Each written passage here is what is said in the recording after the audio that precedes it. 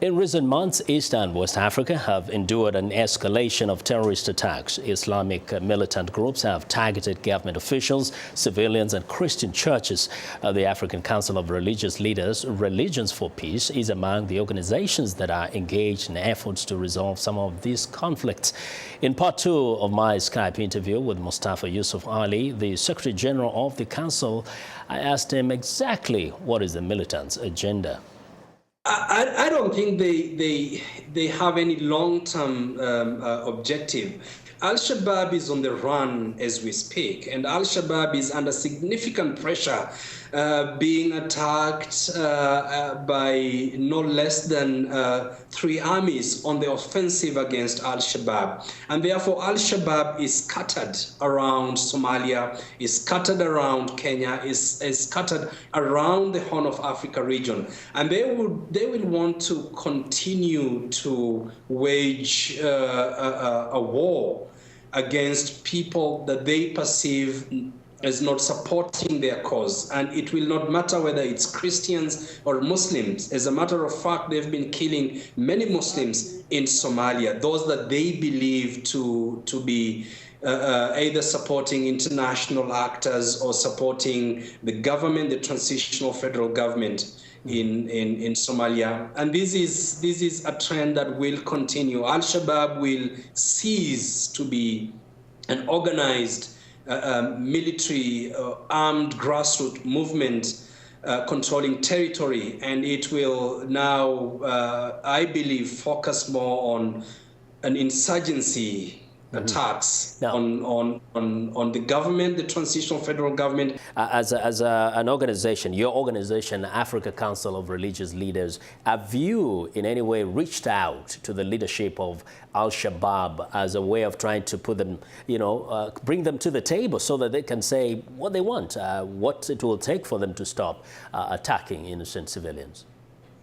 Vincent, we have worked with the United Nations, particularly the United Nations Political Office for Somalia, to reach out to various armed groups in Somalia, to bring them to the negotiating table, to renounce violence, and convince them to engage in the political process.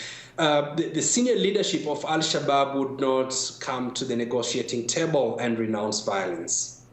And so, in the case of Nigeria, you said it will be critical for the government to address issues like corruption and perhaps a lack of development in the region that is occupied, or rather where the Boko Haram is based. What is the solution in the case of Al-Shabaab and such groups operating in East Africa?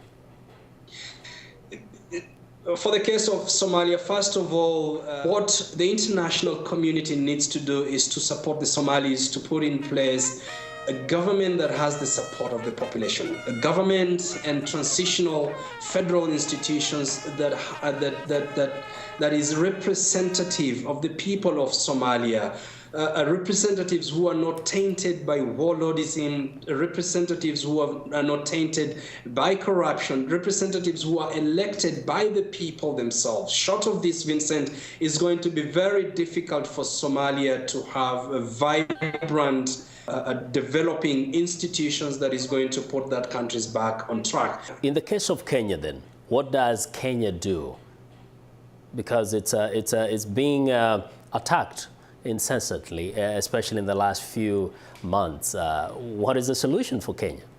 Kenya needs to ensure that its intelligence gathering and reports actually sufficiently resourced so that they can identify these kind of attacks before they actually happen.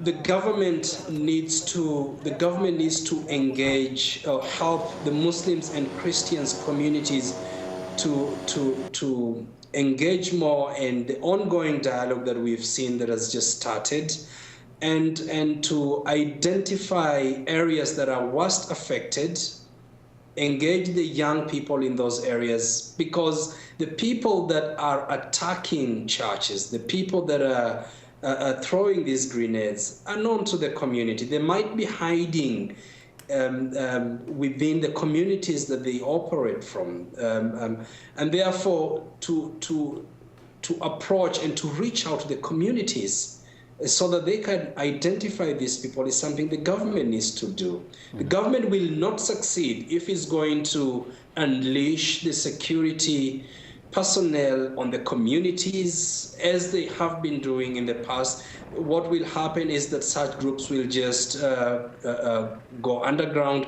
and the communities will not identify them.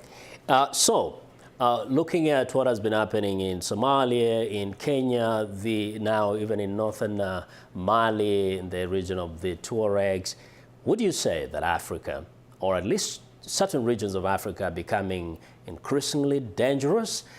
Should it concern the citizens and others?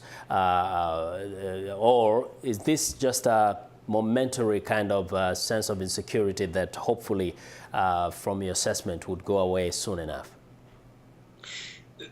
I want to say this, Vincent. Most of the challenges that we are seeing in Mali, in Nigeria, in Kenya, in Somalia, directly result in poor governance, corruption, and marginalization.